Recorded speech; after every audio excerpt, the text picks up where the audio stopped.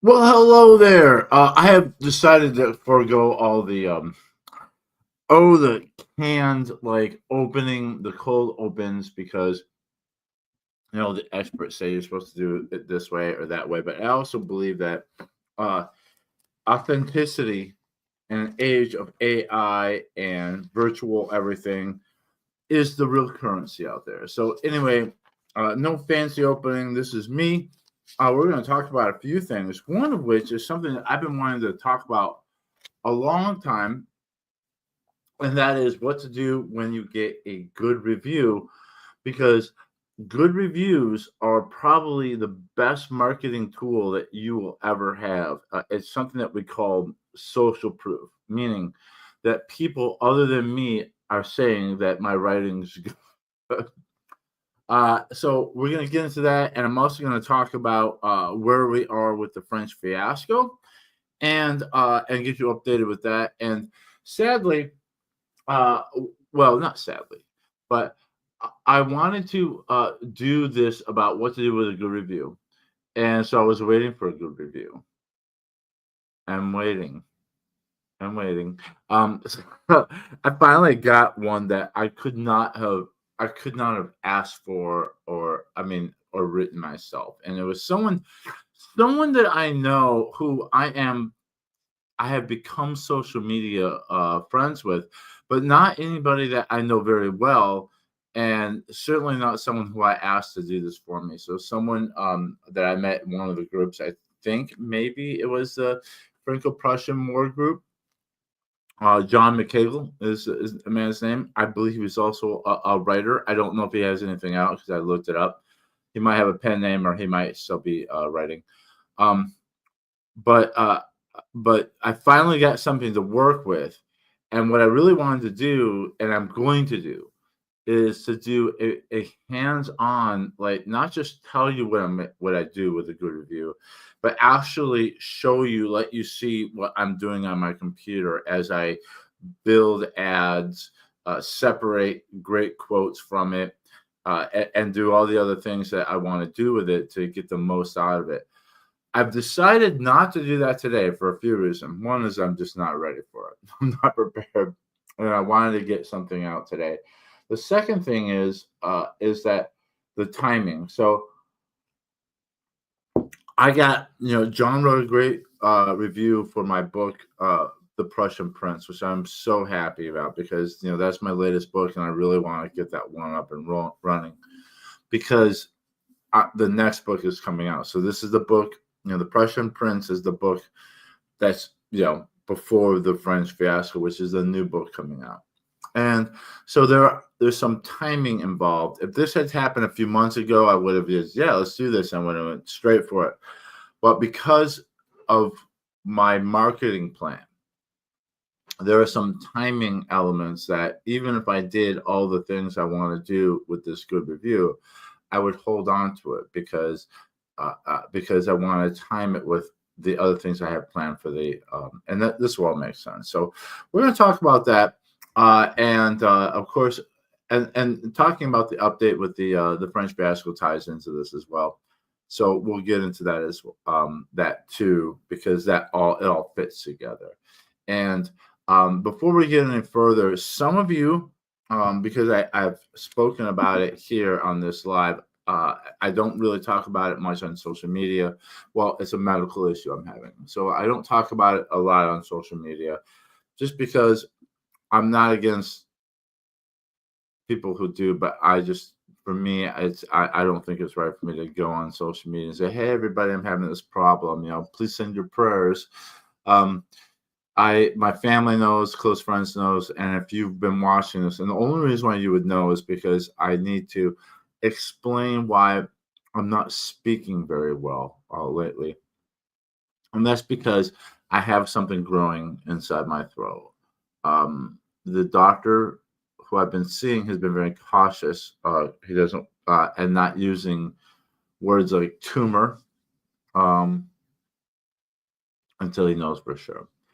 And so whatever this thing is, it has caused like my tongue to swell, the inside of my mouth to swell. I have aching jaws at times, sore throats, really sensitive gums, and so the update on this, and I'm telling you this for a couple reasons. One is because I want you to understand why I'm slurring my speech, and I'm not as speaking as well as you may have remembered me speaking when, like, for example, you saw me on Channel 4 as a reporter in Nashville. Uh, the other reason is that I've told people that I was going to have a biopsy today, and there has been a miscommunication. Basically, my doctor was going to do it today, but only if he couldn't get me in with his colleague. And so he had referred me to a colleague who their office was going to call me and set up a date because he thought that it was much more urgent than waiting until December 20th. Well, me, like a fool, I just trust everybody and everybody does their job correctly. And all I have to do is wait for the phone call. Well, I never got the phone call.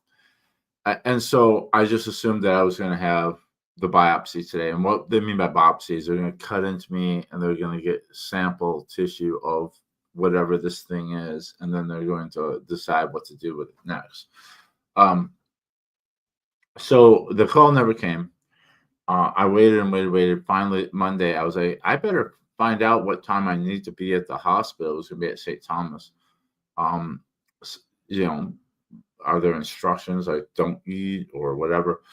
So I called Monday and I found out, long story short, or I've already made it long, but to cut this already long story down, what happened was the referral went through and the office of the new doctor had the wrong phone number, I believe, called, left a voice message on a wrong number that has nothing to do with me, and then never followed through.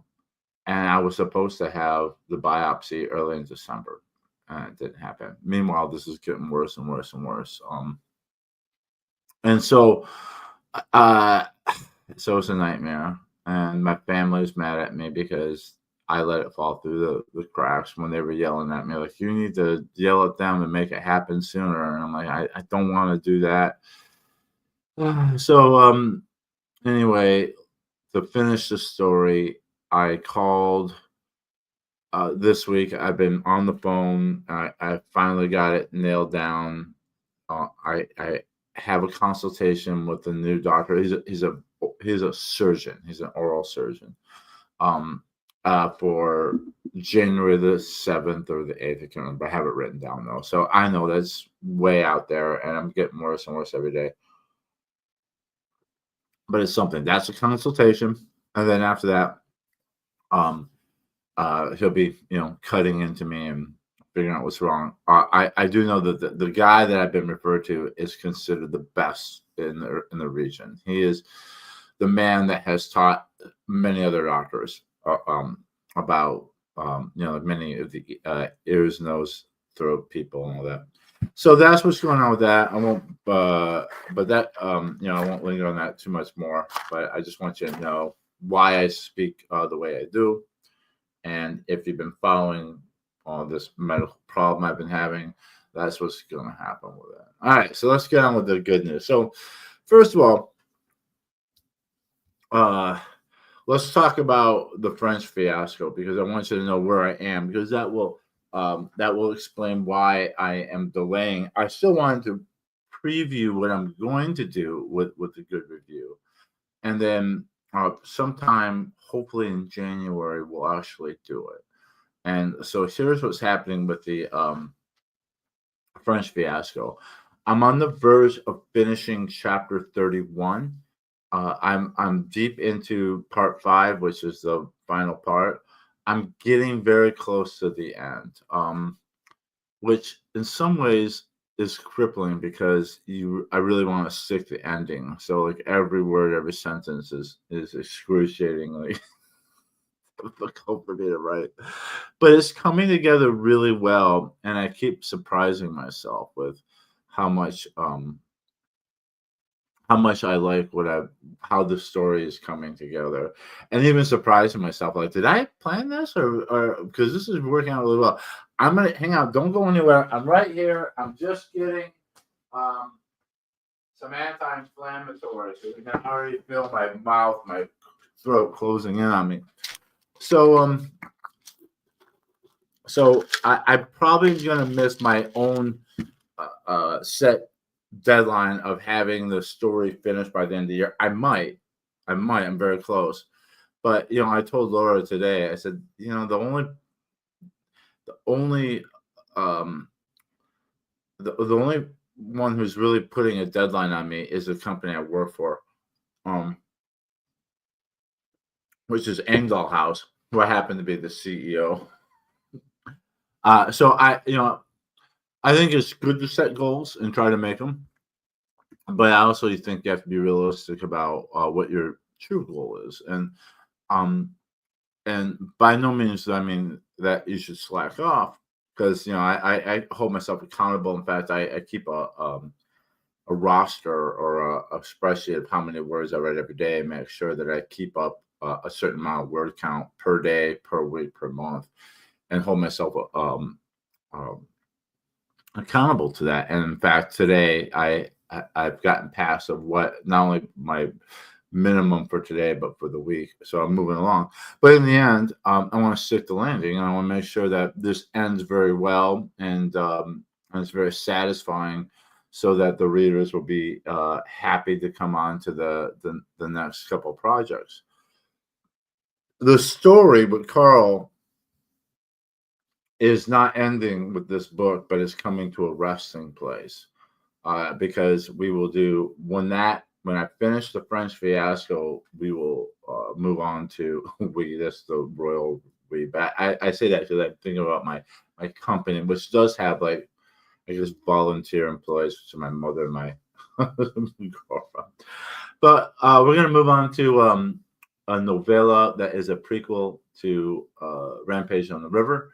That's going to be free and exclusive to my email list. It's going to be an ebook form only. If you want to get in on that, it's going to be free. Join my email list down below. And the whole idea about the email list is it's a direct marketing technique that other than for the maintenance of the email list and the website and all that, I don't have to pay for ads. I can talk directly to the people who actually want to follow me and know what's coming next. So it's a valuable tool. And writing, giving away like a free novella is a way to reward the people on your list and to build that list. So that we're going to do that. So I'm hoping to get the novella done within 6 months. It shouldn't be. It should be somewhere between 20 to 40,000 words. Certainly no more than 50. I have a good idea what the story is. I have to plot it out. Then when I get done with that, I'm going to write a big epic novel about Black James, which if you've read Mexico My Love, you'll know who he is. If you read the trilogy, he's Elijah's and Liza's father. And that I'm going to take some time. So it might be a couple of years, might be about 2 years before I come back to Carl after this book. And then I have 4 more books in the series planned, and then ideas of what I do after I finish the series. So there's that. But anyway, back to the French Fiasco. I am almost at the end of chapter 31, about to start chapter 32. I have pretty much the rest of the book plotted out. There's a couple things that I have to work out how I'm going to do it. But it's coming along. I should have it done, if not by the end of December, certainly by the end of January, maybe. I think so. Once the rough draft is done, I am going to start pre-orders for it, and I'll put them out in 90 days. And the reason why I know I'll only take 90 days is the way I write. Now, everybody has their own system, and ultimately you got to do what's best for you. There are some people, including Stephen King. I know this because I listened to his On Writing book. Stephen King will tell you that you should do no revisions while you're writing. Just write the whole thing and then go back and start working on it. That doesn't work for me. That's just not how I think. That's not how I write. I start with a loose outline. As I write, that outline gets changed, gets tightened, it gets more detailed, so that by the end of the book, I pretty much know where I'm going and what I'm doing. I do a lot of revisions along the way, and the reason why is because I want. If I decide to take things in a different direction, I want that already reflected in what I've written so far. So I want everything to kind of to be pretty tight as far as what I'm doing with the story as I'm writing forward. So with the confidence of this of the work behind me done, instead of having to do open heart surgery, so that it's more cohesive that way, I believe. So so because of that, like every time I sit down, I reread the last session and I make changes. And then every time I finish a chapter, I put it through an editing process. And if I decide to change the direction or do something, I will go back and make changes in the previous. I can barely talk. The previous stuff I've written, so that reflects where I'm going now. That's how I do it. So that when I'm done, most of my editing is just really proofreading and what do they call it, line editing. There's not. By the time I finish my novel, there shouldn't be a whole lot of developmental editing. There are a few things, like I made some notes like, oh, make sure to add this, or make sure to like for example, some of the characters are, as the video game players call it, NPCs, non-playable characters that are nameless, that later on get names, and I go back and I put those names in, things like that. So the editing process should be able to be done within 3 months, because it's one thing to initially write, because it takes a lot of creative energy to do that, and I'm slow. I mean, sometimes I have to stop and then think about it for a day and then come back and it comes to me and then I'm writing again. But once I'm editing, that's just work. That's just work. There's some creative process to it, but really the creative stuff has been done, and this is just more fixing, attention to detail. I put it through my paces, and then I have my editors, which is Laura and my mother, and then they do it. So it should come out within that 9. And the reason why I'm doing 90 days is that I found out that, okay, so I have so I'm on Amazon, and I have followers. I have 175 followers on Amazon, and you can go to Amazon and follow. You can follow any author that you like. On any of them, it's just to follow author. You just click, and what that usually means is that Amazon will send you an email if that person has like a pre-order or a new book coming out.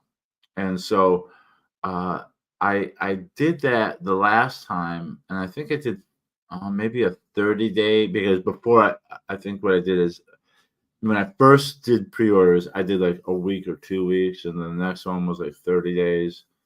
And I did that with the Prussian Prince, and no one got an email for the pre-order. Well, I found out that you have to have at least 60 days out for that to take effect.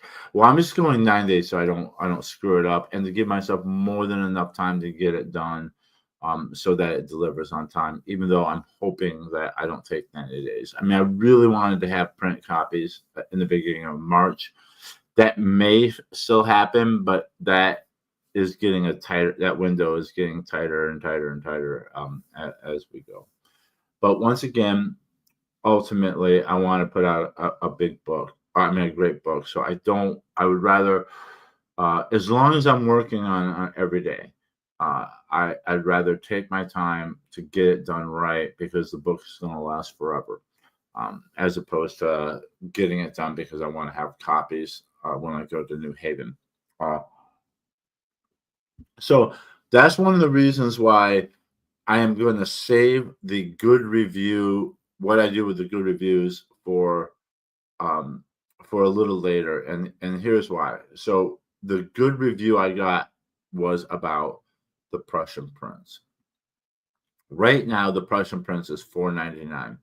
And since it came out last February, it has never been on sale. and I do that on purpose. The all my back books will go on 99 cents or 99 pence every 30 days. I'm sorry, every 90 days. Every 90 days, I'll run it through there. I'll run ads. And the idea behind that is I run ads, and yeah, it's kind of at a loss, but the idea is that hopefully people see that, are interested, and buy the book for 99 cents and buy the other books as well because they want to read the series. And that strategy doesn't always work, but it works enough for me to stick with it. Like just when you watch football, not every play works, but they're going to run that play again and again because it works enough for them to do it, right? So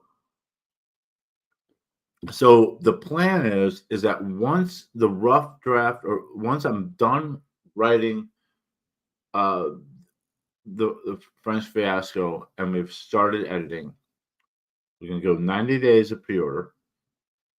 I'm going to run ads for the new book to get people to pre-order. And by the way, what I do is I'm going to offer the pre-order at 99 cents or 99 pence, and then or 99 centavos or whatever it is with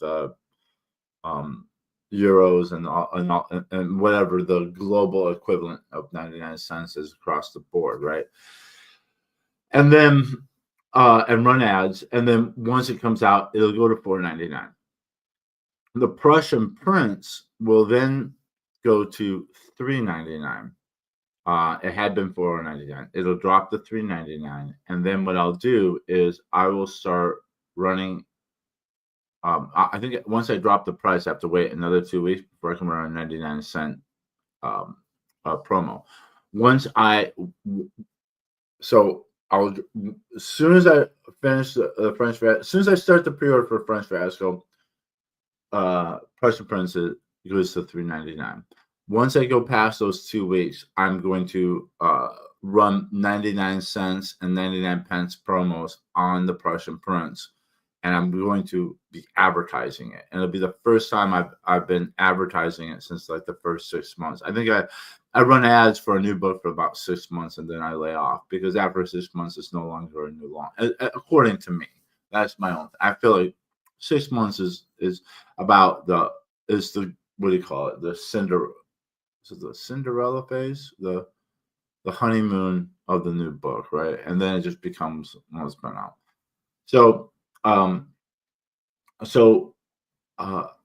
the reason why I'm holding off on doing things with this positive review on the Prussian Prince is because I'm going to be using elements of it to build the ads, to build up excitement for the Prussian Prince, hoping that people will jump on board with the Prussian Prince and then be ready to go when the French Fiasco comes out.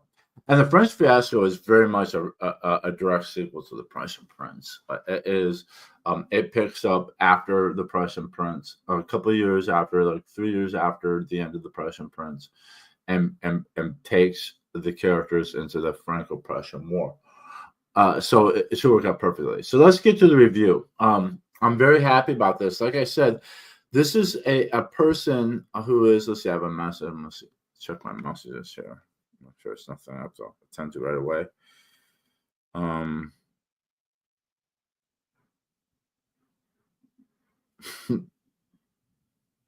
Laura, I might have, and then in parentheses, definitely gone crazy at the store. Okay, that's probably a good thing. I'll reply to that in a little bit. Laura and I better plug in my computer. Battery's going. I forgot to do that. All right. Now we're running on juice here. Bam. Okay.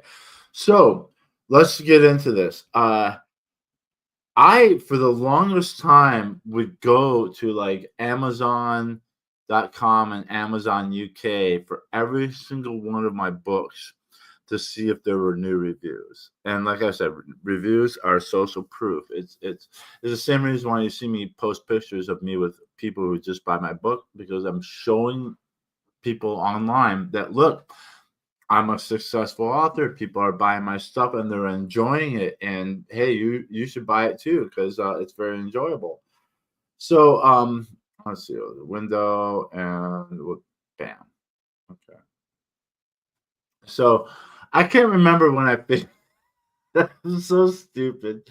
I can't remember when I figured this out, but okay, why is that not sharing? Okay, I put that up there.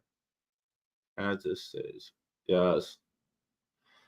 So this is what you're looking at here is the back end uh of an author's Amazon account. I'm selling book as a seller on Amazon. This is what it looks like on my end, or one of the portals that I look. There's several portals. This is the uh, Amazon Author Central, but there's also a sales dashboard as well, and there's also a advertising dashboard. There's like three different places you have to go. It's kind of goofy. You would think it would all be in one place. I guess I can go to my sales here too. If I go to no, this is separate. Yes, three separate things that you have to go to. All right, so I found out that I don't have to necessarily go and look at the actual product pages every time I want to check for ads. This is a centralized place where I can see a bigger picture of everything that's happening as far as my book. So this is Amazon Author Central. I'm going to go to reports and marketing. And remember I told you about people following me on Amazon? Right there is where it shows it 175 currently, and that number is just it slowly grows. The thing is about that number, and it's one of the reasons why I don't really push it a whole lot, is I'm first of all I'm very very happy and very grateful for all 175 people who follow me as an author on Amazon. Is that I have really no control over it. I'm not given their names. I'm not able to send them emails. I'm not able to interact with them. The only thing I can do is, like I said, when I put out the pre-order, if I time it right, Amazon might send them an email saying Cody C. Engdahl has a new book, a book coming. Here's the pre-order. They never did anything for the Prussian Prince, and I think it's because on the cover there's an iron cross, and people made the algorithm, the unmanned algorithm, may perceive that as iconography for, let's just say, the bad guys of World War II. And the reason why I say that is, once again, unmanned algorithms. If I say the name of the bad guys of World War II, the video might get demonetized. Not that anything is demonetized. It causes problems, and they can't always have someone watch every idiot do a live stream. So they just have like catchphrases that the AI is listening for. So if I name the bad guys of World War II, it can cause me trouble. So I think that's what happened with the Prussian Prince, is because it's got iconography that's the bad guys of World War II, it's suppressed. So lesson learned on that one. Hopefully the French Fiasco will not have that problem, and I'm going to give it plenty of time. But this is what we're looking for here. Okay, customer reviews. Okay, so unfortunately it separates the nation. So this is the Amazon.com. So Amazon.com is the American version of it, but here is the UK version. And I got a new one, and this, like I said, I could not ask for a better review. This is normally I'd be that may be a nom de guerre, or that may be someone else's name that um, my friend is using. But I had already, one of the first things that happens, if it's someone that I know put it out, wrote a review. And like I said, unsolicited. I didn't ask him to read my book. I didn't ask him to write a review. None of those things. He read the book on his own, wrote the review, and actually he sent me a personal message and said, "Hey, do you mind if I write a review and post it on social media?" And I said, "No, by all means, please do." and I wrote this review, and it showed up on the Franco-Prussian um, group page, and I was floored. I could not believe how good it was, and then it wasn't on Amazon. It wasn't on Goodreads. I haven't checked to see if it's on Goodreads. It might be. And I was conflicted because I wanted to ask him, "Hey, could you put that on, Amazon?" But I knew he knew to do that. But yet it wasn't there, and it went weeks, and I was debating on, well, maybe I should just say, how much would it hurt if I said, "Hey, John, I love your review. Could you put it on Amazon?" But I didn't, because I'm not supposed to do that. And because of the community, terms of service and everything, like Amazon's protecting very much its system. So if I get caught like literally asking people to, it could be trouble. Well, it popped up. So probably what John did was, he probably did post it to Amazon, but it probably sat in review for a while, and that does happen. They probably wanted to make sure that this was on the up and up. So let me read this to you, because this is great. All right, so 5 stars. Thank you, John. Bringing a frequently overlooked period of history to swashbuckling in life. Wow. First of all, if you have any doubt that John's a writer, John's a writer, man. A rip-roaring, swashbuckling adventure novel reminiscent of Robert Louis Stevenson that anchors its fictional lead characters with grounded and extremely touching depictions of real-life historical titans such as Franz Joseph, Frederick III, and Otto von Bismarck, to name just a few, while taking us on a thoroughly fleshed-out march through time and history, unpicking the Gordian knot of 19th century politics and grafting out historic battles and expert detail, and even allows the reader to skip through the rest of the author's series without missing any key plot, characters, details. With past novels covering everything from the Mexican-American War to the war between the states, and a future novel titled The French Fiasco well on its way, one sets the Prussian prince down like Carl Smith and the brass baron setting down the sabers, hungry for future sorties. Wow. I'm blushing. Wow. So the first thing that I would do is I would take this ad, or this what do you call it, this review, and I'd collapse it down to a tight little space here, and then I would see if this will work. Yeah, I would cut it out, and I would cut out the name, because I'm always protecting the person. But I have John's permission, and I think that's also a nom de guerre, that, or a pen name he's using, and it might be his wife's name as well. But then I do a screen grab, bam, okay, and I'll just save that. I don't know if you're seeing what I'm seeing, but boom, okay. So I've cut that out. So now I have. So if he even takes it down, I have it now. I have a visual copy of it. Then what I would do is, and I'm not going to do it today, but I am going to do it. I'm going to show you an example of this. I would bring it to Canva, and let's see if Canva loads on. I'm still learning how to do the live streams, but I would bring it to Canva, and it's loading here. And Canva is it's a free website where you can do kind of like Photoshop kind of things. It's where, like, for example, if you clicked on the thumbnail that I created for this video, I created that thumbnail in Canva, and it's taking forever to load. But it's it's just canva.com, and it's taking forever to load because I am because I'm live streaming right now. But basically, what I would do with it is then create a I usually go with Instagram. Instagram is the most it's kind of like my starting point, and the reason why is because I have it set so that if I post on Instagram, it goes on Facebook at the same time.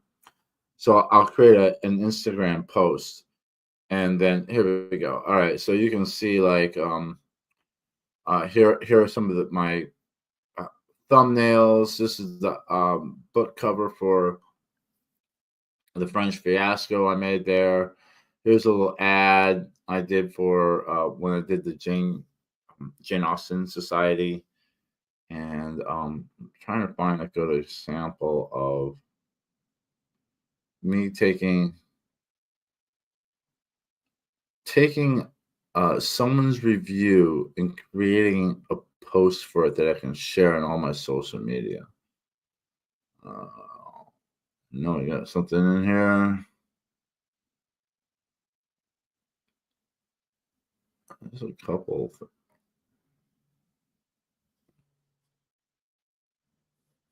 I'm sorry for the.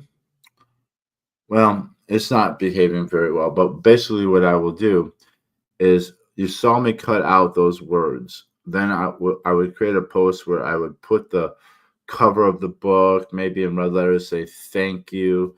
And then I would share that everywhere, so that, my followers on Facebook and Twitter and Instagram may not, see that, may not go to the sales page, but I'm going to make them see it because I'm going to show it to them. And yeah, unfortunately, this is not behaving very well. That's number one of what I would do, right? Look at this thing. It's a nightmare. The next thing I would do, all right, I'm just going to get out of this because this is just driving me nuts. Let's see if we can get yeah the actual review. The next thing I would do is I would copy and paste everything that John said. And there we go. Let's go back to the UK. I would just highlight all this. I'd copy it and I'd paste it into a document. Let's see here. All right, I'm gonna show you what I'm doing. I'm gonna stop that screen, and then I'm gonna show you. And you could use like a word processor. I use Notes a lot for things like this. So let's see. Here we go. Notes. Share. Okay.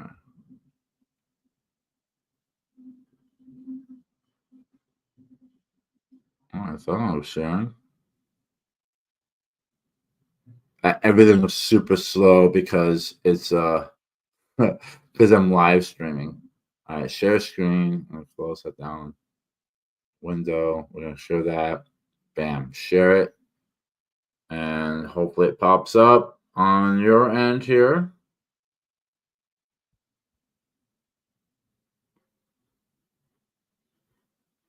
Browser can't access your screen. Try capturing a different screen to see if this continues. Okay, well, let's just go back to where we were.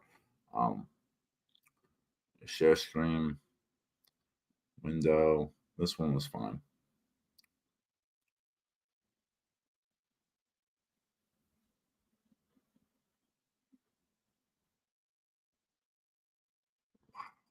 So really not happy.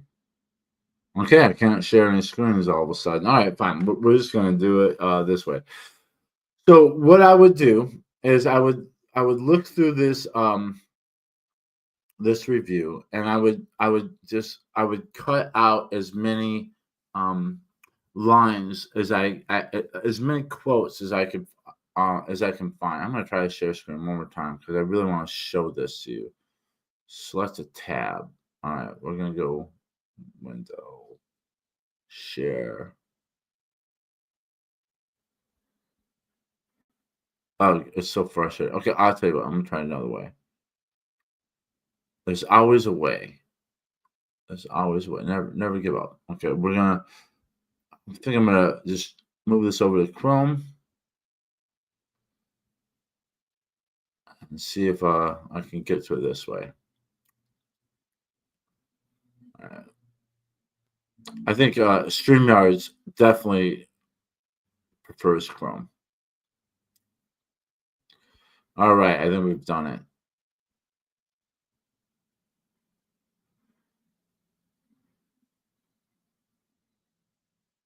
Boom, there it is. Okay. So what I'm going to do is go back to those reviews. Let's see here. Customer reviews. And we can go to the UK. And there it is. Okay. So what I'm going to do is, and when we do this for real, probably in January, I'm going to do it, physically in front of you. Let me see if I can separate this tab, so that I can see both you and what I'm doing at the same time. Window.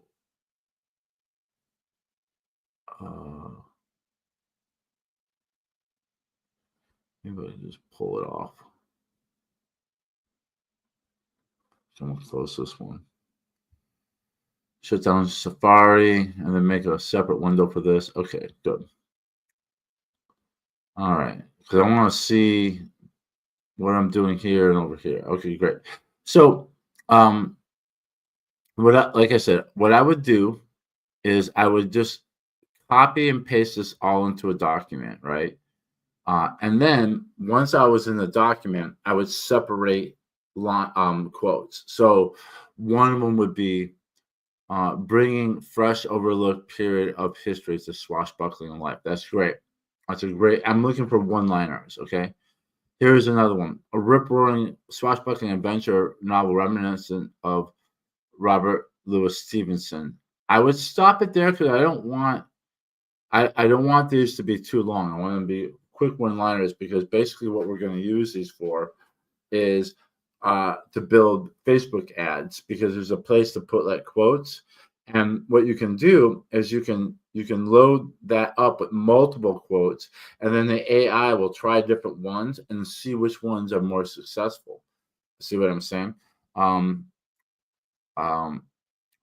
about this? Anchors fictional lead characters with grounded, extremely touching. Oh, how about this? Touching depictions of real life historical titans such as Franz Joseph, Frederick III, Otto von Bismarck, to name just a few. That's another one right there. So I'm cutting out a lot of this other stuff, which is great in paragraph, and I'm looking for tight little one-liners to put in as quotes for my ads, right? Let's see. How about this? A thorough, fleshed-out march through time and history, unpicking the Gordian knot of 19th century politics. Okay, maybe grafting out historical battles in expert details. Okay, that's an allows the reader to skip through the rest of the author's series without missing the key plot, characters, or details. That was a very important thing that John included in his review. Because one of the things that I want to make sure that readers understand, and I learned this from Kevin Ashman, when you write a series, it's kind of a double-edged sword, because if the series is good and it starts strong, you'll get completionists who will read through your series. So probably, especially if you write genre fiction like I do, the best vehicle is a series, because if you're doing a lot of one-ups, people might not come and buy the next book. But if you're writing a series and they want more, they'll come back for it. But the danger is that as you put out new books and you get deeper into the series, like The French Fiasco is going to be book 6, you might lose potential readers because they're like, this looks really good, but I don't want to have to read 5 novels just to read this one. So I not only do I write every novel as if it's the first one you've ever seen of mine, because you may not buy it on Amazon. You might be at a coffee shop and somebody left a copy of Blood for Blood at Nashville, and you say, "Oh, this looks good. It's the third book in the series. I want you to be able to read that, and then if you choose to go and buy the other ones to read those too." So even though all the books make a larger story and are sequential, with the exception of the fourth one, which is a prequel to the whole series, um, each book is designed so that you can read it without reading the other ones, and so it's important that that point is made, because I don't want people who may buy the Prussian Prince be like, well, I don't know, this is book 5 and I don't want to read 4 other books. Well, here's someone else saying that uh, allows the readers to skip the rest of the author's series out missing. So that was a very important, and John, I think, being a writer himself, knows the importance of that, and so I appreciate it. But it's not something that I would use as a quote on an ad tell everybody to go ahead and skip everything, right? Let's see. Let's see. Yeah, so that's it. I think we found about 3 or 4 good quotes out of this that we can use. Now, let's see if this will behave. I'm trying to think of the best way to do this. Okay. All right. I want to show you what it looks like on the Amazon ads things, but I might have to do it on Chrome because I think StreamYards doesn't like Safari, which is kind of my native browser. So I have to do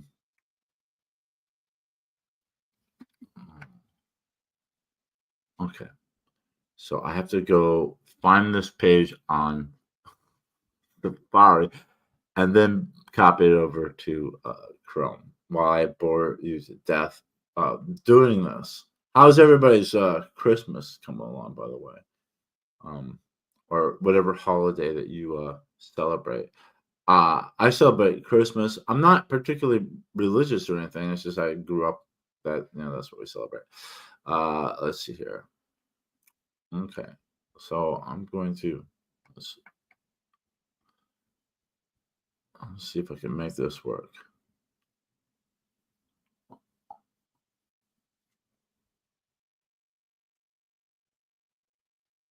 Oh, good. Once again, please forgive me. It's because I'm live streaming that, so it's things are loading slowly because we're live streaming and we're also we're putting data out and taking data in, and I don't have the best internet in the world.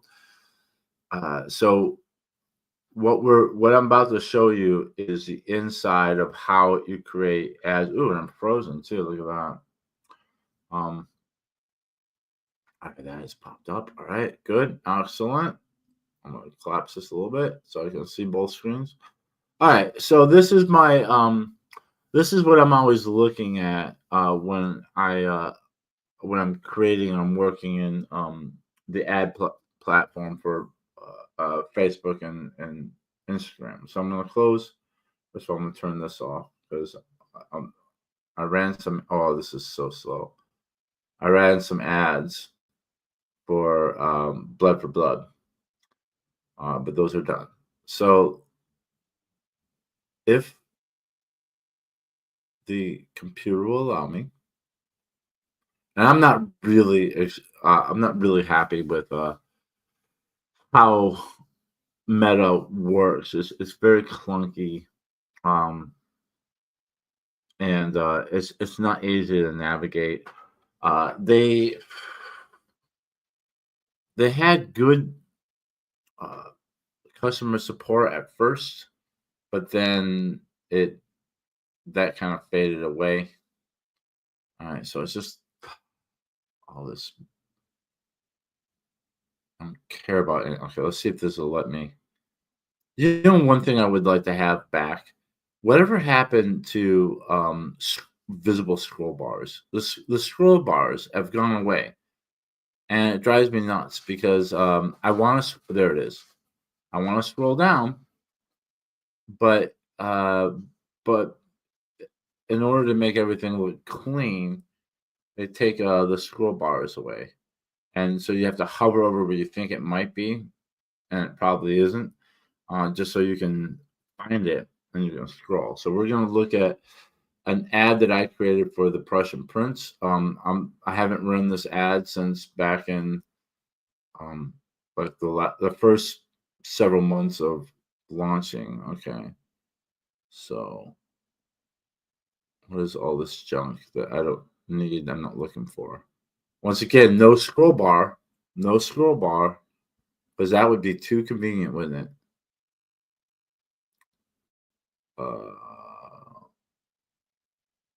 What in the world? Okay, we're gonna go edit.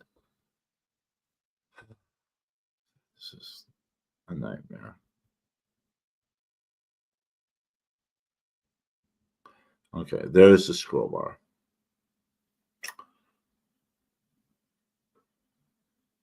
And I'm trying to get to the page where I do the creative work. And it's really not being very cooperative right now.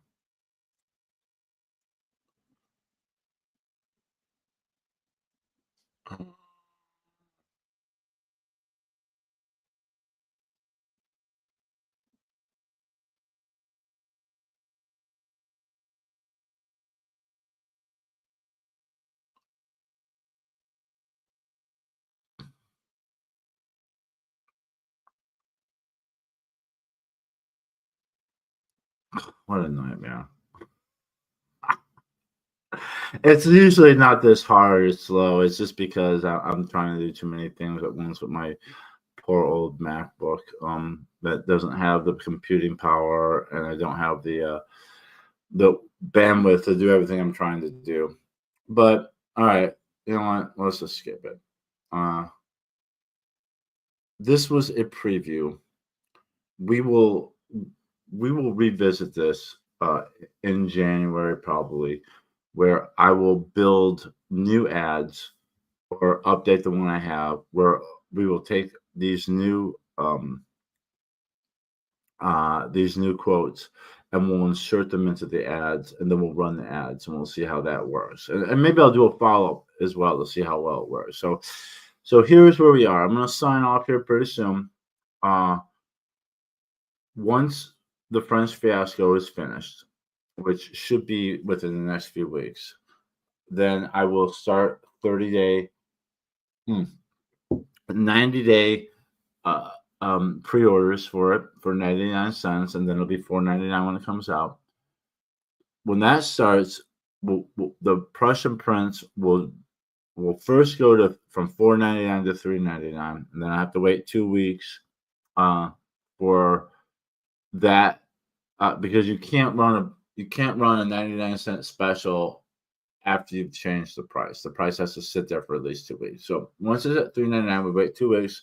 Then we're going to run a 99-cent special on the Prussian Prince. When we do that, we will run ads for it on Amazon itself, and we'll run ads on Meta, which is Facebook and Instagram, and we'll use quotes from John McCagle's review to help make the sales. And then we'll see what happens. We'll see if we get a whole new round of new readers reading the Prussian Prince, and hopefully by that time as well, I will also be inserting a preview. Yeah, so pretty much once I'm finished writing the French Fiasco and start the 90-day pre-orders and drop the Prussian Prince to $3.99, I'm gonna find a good action sequence and insert it into the Prussian Prince as a preview.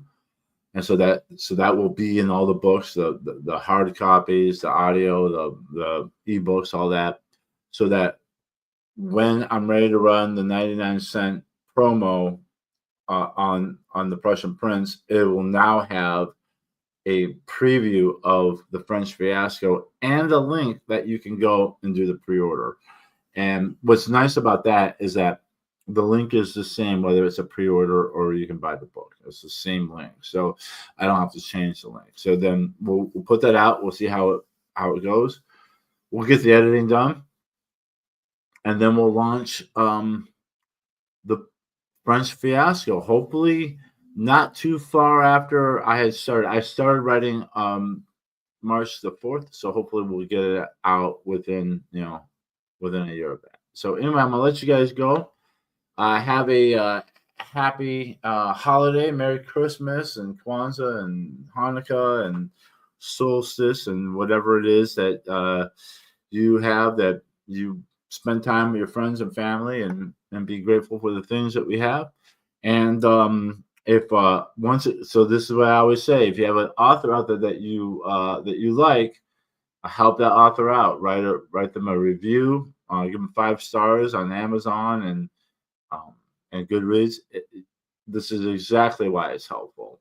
And not only that, but the fact that there's a written review and another 5 stars helps me in the algorithm as well. So John, from the bottom of my heart, thank you very much, my friend.